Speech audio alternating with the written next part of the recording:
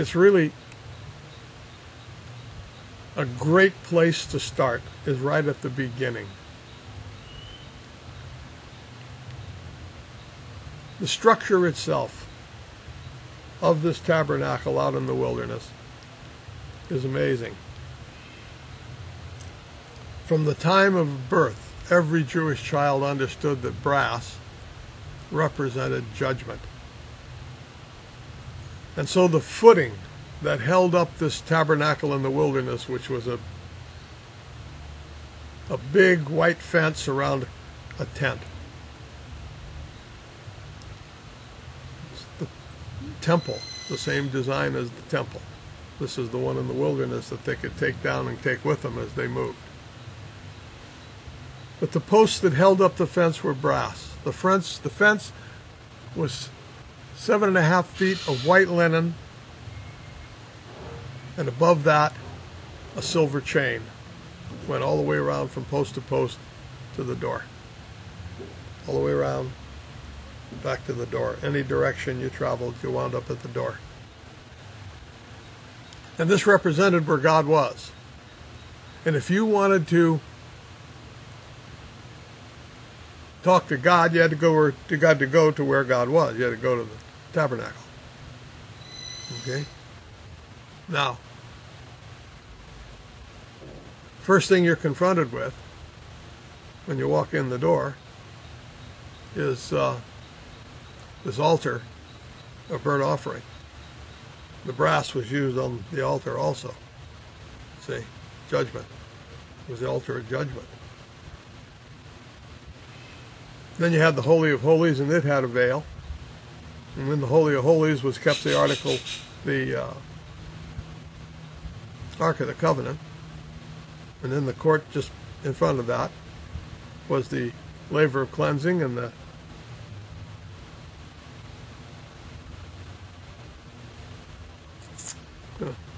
candlestick, table of showbreads, and the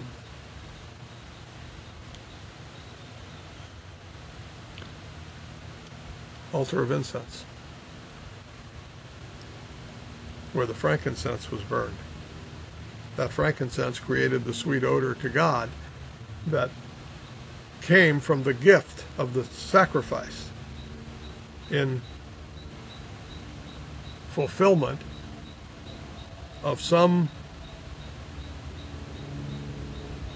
wrong that it represented.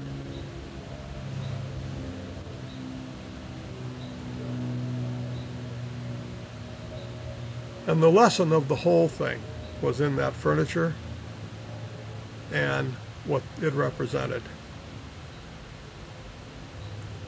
Now, there was a high priest who was responsible for everything. It was his responsibility to see to it that everybody did what God told them to do, because if they didn't, they wind up dead. And they were on this trek in the wilderness eating manna every day. Manna was heavenly food that kept them alive and in perfect condition. They needed nothing else. Their clothes didn't even get dirty.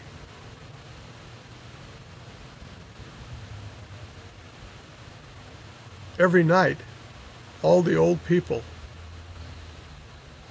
knew that they had to die before they could get into the promised land because of their age. Everybody from the age of 20 on had to die. They'd be in the wilderness that long.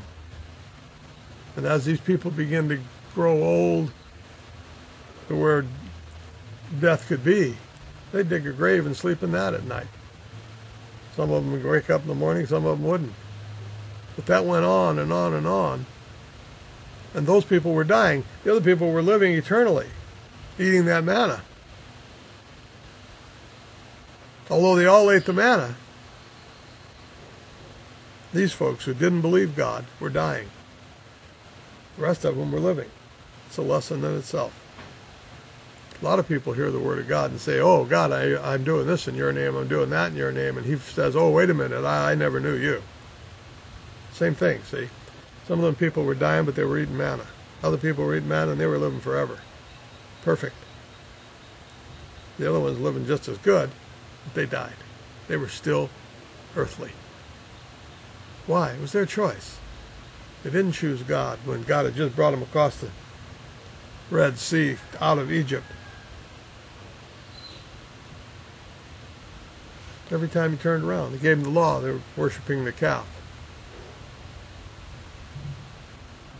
It never ended. It still doesn't end. They're down to a handful of people who still believe what they got at Mount Sinai, the Torah, is the way to live. For them, it is.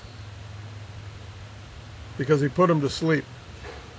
But the lesson, they know. That's why they're still doing it. They know. We're not doing it because we don't know the lesson. I'm trying to teach you the lesson of that journey in the wilderness. The first lesson, number one, if you wanted to live, you had to eat. If you wanted to eat, you had to go pick up the manna, make it into bread. That's all you needed.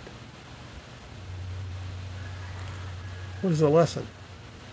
You have to come to God to get your food. You had to come every day because it didn't last. If you didn't eat it all today, it rotted. You'd throw it away. You had to come to God every day to get your manna. The only time it didn't rot was on the weekend. Not the weekend, on day 6 and 7. So that, or 5 and 6. No, 6 and 7. So that you had enough to carry you through. You picked up a double portion. Because one day you had to rest. Boy, have we forgotten that. That day of rest is not a day to go to church. That's a day not to work and to spend your time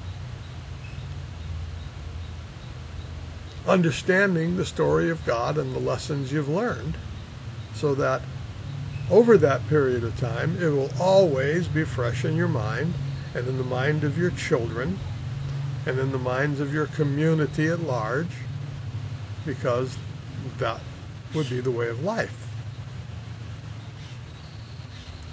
Boy, we forgot that one. But that lesson was learned there. And then, the next lesson is, these death sacrifices were to teach them that for hamartia, learn that word. That's the word that in the English language they translated sin. But hamartia in the Greek has a different meaning. Or it's a meaning that wasn't properly established with the word sin. Hamartia means to fall short of the glory of God.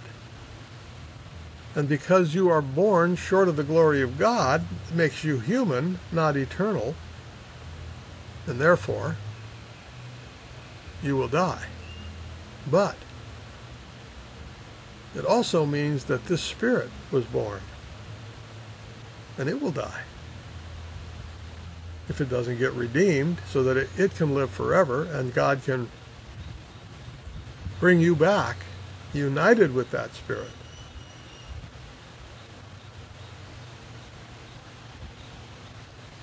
So you can live forever.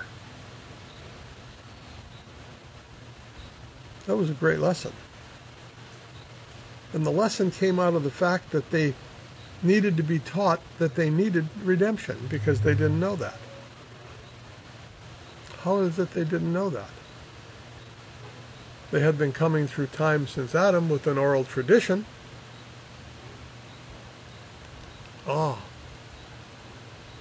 But they had made void the Word of God with their traditions. They had taken on new traditions, Egyptian traditions. They were living in Egypt for 4 generations. They remembered the basic story by those who would keep it alive. Same thing today, right? They understand the story by those who keep it alive, with the Jews and with the Christians. But look what the Christians have done to the Word, and look what the Jews let the Word do to them. And vice versa, because for some reason being a Christian has driven people away, and for some reason, supposedly following the Word, and for the other reason, or for some reason, the Jews have been driven away from the Word of God, supposedly following the Word of God. No, that's a strange phenomenon. No, that's a walk in the wilderness. That's why that was the wilderness that they were walking in. They didn't know well enough to understand that when God said, I'm going to get you out of Egypt and take you through the Red Sea, or whatever it was that he took them through, the Red Sea, makes no difference, brought them to the other side. Got Pharaoh dunked and his army wiped out. They get to the border of the promised land, the land that God said, I'm going to give to you because Abraham walked on it. They hesitated. They hesitated. They sent spies in. The spies came back and said, man, there's giants in the land. Giants? Wow, we better not go. God said, wait a minute. You guys need a lesson. We're not going there. We're headed this way. We're going east, not west.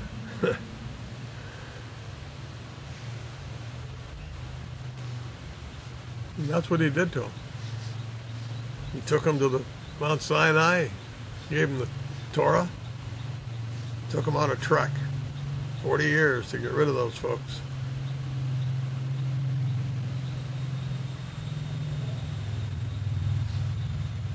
Now they're at the gate.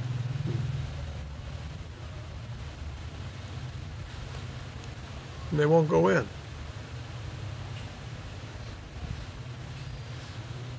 There you are. What a lesson, huh? You're standing at the door, he said. I'm knocking on your heart. I'm knocking on your door. Open it up, let me in. We'll have dinner in my Father's house together. Who? Me and the whole church? No, me and you. Ecclesia, you. Outcalled one, you. We'll have dinner together, you and I. You bet. Why? Because I know you. How do I know you? Well, I met you. How'd you meet me? Well, you put a smile on my face. How did I do that? With your attitude. Because something else that they had to do in that tabernacle was when they made a sacrifice, they had to bring it with incense, frankincense. Very precious commodity in those days, frankincense. And that offering had to be made with this frankincense, and that frankincense was burned, and when it was burned, Jesus said, or God said, it created a sweet odor to him. A sweet odor. You know a sweet odor every time you smell your mother's favorite breakfast or pastry or whatever she was baking that you love so much. You walked into the kitchen and, oh, apple pie. Huh. I used to do that. My mother made great apple pie. She had a secret ingredient that she put in, a little mace. Made it wonderful. I've been doing that my whole life, putting mace in my apple pies.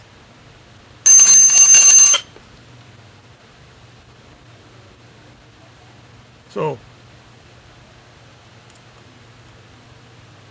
the lesson learned in that tabernacle for those people